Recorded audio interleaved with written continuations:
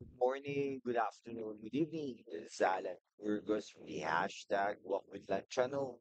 Welcome and welcome back to our channel. Guys, if you are not yet subscribed to our channel, please do it so now so that you can be part of this growing family. We are now officially 7,640 and we are keep on growing. Thank you so much. God bless you all. Okay, so ang pag-usapan po natin today ay yung um comment po ni Pangulong Bongbong Marcos, no, kay Jonathan Morales. Alam naman po natin na si Jonathan Morales ay nagtistigo na sa Senado kay na pinapangunahan ni de la Rosa. Okay. At saka siya po ay talagang ano, no, inimbitahan po at marami na po siyang sinasabi. No, ngayon, bigla po in-interview si Pangulong Bongbong Marcos ng Makalawa, no? Ang sabi niya po kay Agent Morales, ex-PIDEA Agent Morales ay professional liar daw, no? Ibig sabihin ay sanay na sanay na magsinungaling, no? So, kinumpara pa nga ni Pangulong Bongbong Marcos si Agent Morales sa isang jukebox. No, alam niyo po ba ang jukebox? Ang jukebox po ay isang machine, isang device, marami pong mga nakalista doon na kanta, no? Kanta po, it's either OPM or mga hit songs, billboards, at saka kung ano-ano pang mga kanta doon. Okay? Tapos ang ano doon, maghuhulog ka ng barya, no? Para makakanta ka. Pero ngayon, parang hindi na uso yata 'yun. Hindi na uso yung jukebox, Mr. President, no? So sabi niya talagang kinukumpara niya ito sa isang jukebox, no? Para magbayad, oh. Pero nga, sabi ko nga, parang ngayon hindi na uso 'yun, eh, no? Di pindot na lang, minsan nirerentahan na lang yung jukebox, eh.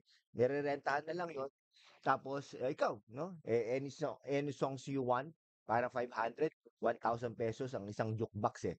Okay? So in a media interview, no? Ay, yung interview na yon ay ginawa dun sa ano, sa General Santos na bayan naman ni yung napapabalitang kinumpirma na rin na tatakbo si Manny Pacquiao sa Senado, no? Bayan niya po 'yan. Tumakbo po siya bilang mayor diyan ngunit natalo, no? Tapos sabi nga balik po tayo sa ano natin, sabi po ni Pangulong Bongbong Marcos Jr. na hindi niya bibigyan ng importansya yung mga kasinungalingan ng ibang tao dahil they lack credibility. Pero paano kung nagsasabi na ng totoo? No? Hindi natin masabi, no? Okay. Ayan, hindi naman natin alam eh, no, kung ano nangyari in the past. Pero ganun pa man, kung may ebidensya talaga ang ang Jonathan Morales na ito, ilabas. Okay? Kung may mga ebidensya mga Duterte, ilabas nyo, no? Para alang-alang sa bayan. Kung talaga may ebidensya, sana may maglakas loob, no, sa Kongreso at sa Senado na mag-file ng impeachment case against the president, no? Tayo binoto natin, kinampihan, binoto natin, kinampanya natin ang Pangulong Bongbong Marcos noong nakaraan. Kaya lang kung ganito, di isampa. Pero kung wala naman, hindi ko walang katotohanan, kahit sa pagsampa na yan, ibasura para maging ano rin po tayo, maging fair tayo sa bayan, no? Parang sabi niya, there's no point in paying attention to someone who can be compared to a jukebox that will play any song for money. Kaya lang siyempre, iba na po ngayon, no? Iba na po. Nirerentahan na lang po 'yan. Okay? Ayan, so mahirap naman bigyan ng importansya 'yan.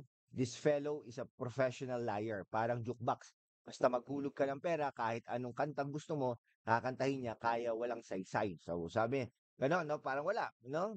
Hindi niya i-dignify 'yon. Pero ang ano nun, once and for all, pa-drug test, no? Yun yung talagang ano dun eh, mapapahiya tapos idemanda niya yung mga 'to, no? Sa totoo lang 'no, um, i-ano magpa-drug test siya, 'pag yun negative, talagang drug test talaga. 'Pag negative 'yan, ay talagang i-aano na 'no, idemanda niya ngayon para masabi natin na ano talaga, na walang katotohanan ng mga bagay na yan, 'no? So, sabi question din niya po 'no, yung record siyempre ganyan naman po talaga. Sisirain yung kredibilidad, yung dignidad ng isang, witness, or ng isang testigo kumbaga 'no, sa korte talaga sisirain niya 'yan. May mga itatanong na talaga, "Ay walang ano 'to, walang karapatang magtestigo ito."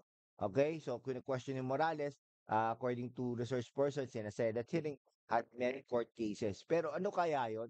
Ah factor kaya yun, 'no? False testimony and complaints for implicating innocent individuals. Alam niyo ano 'no, nadulas yung PIDEA agent, eh, nung tinanong ni ano, ni Jingo Estrada, 'no, kung may record na gano'n. Sabi meron, eh, 'no? Nadulas, eh. Tapos nung ano, nag-ano na, tinanong ulit ni Jingo Estrada, siyempre kampi si Jingo Estrada kay Marcos, 'no? Um Ayan, may kaso daw si ano, false testimony. Oo, tama may kaso naman talaga na false testimony. So ibig sabihin sanay, 'no, sanay magsinungaling si, ah, Jonathan Morales, 'no. Parang dati marami ring testigo diyan sa ano, eh, Senado na panay kasinungalingan, eh. Pero tingnan natin ito, bigyan natin chance, baka malay mo naman totoo. Pero kung hindi totoo, kasuhan din siya, 'no. Marami siyang history na kung sino-sino ang sinasangkot kung saan-saan. Parang yun ang hanapbuhay niya yata o puwede rin 'no, puwede rin maging hanapbuhay na niya 'yan, 'di ba? Puwedeng ano 'yan, eh, puwedeng, hanapbuhay na niya 'yan, eh. Nagiging hanapbuhay na nila 'yan, 'yan ang mahirap ganyan 'no, parang 'yun ang hanapbuhay niya kaya ang tawag ni Pangulong Bongbong Marcos kay Jonathan Morales ay professional liar 'no. Alam niyo 'pag in-interview mo ito si ano, Pangulong Bongbong Marcos talagang headline ano siya, eh, 'no, ang galing. Ang tawag talaga ni Pangulong Bongbong Marcos si Jonathan Morales ay professional liar.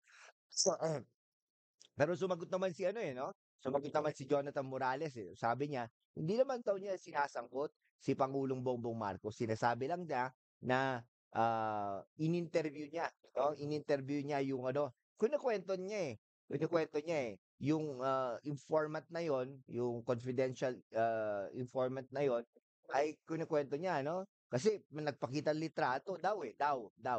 Pakitang litrato, nagpakita ng video. Tinanong daw niya. Siguro ito yung alas ni, Maharlika at ng mga Duterte, eh, 'no? Tinanong daw niya, okey? Sino ba ito? Kahit kilala daw niya, okey? So, sabi Bongbong Marcos, tina-type niya siguro 'to, 'no? Allegedly, 'no? O Maricel Soriano, gano'n gano'n yung ano niya, eh. Nakukuha ko yung point niya, 'no? Ngayon, ang ano dito, ilabas yung informant na yon para matapos na, 'no? Tapos drug test. Sige po, hanggang dito na lang po mga kaibigan ko. Maraming salamat. Kung hindi ka pa nakapag-subscribe sa ating channel, mag-subscribe ka naman para naman we can be able to maintain and sustain this channel. Thank you so much, guys. God bless. God bless you all.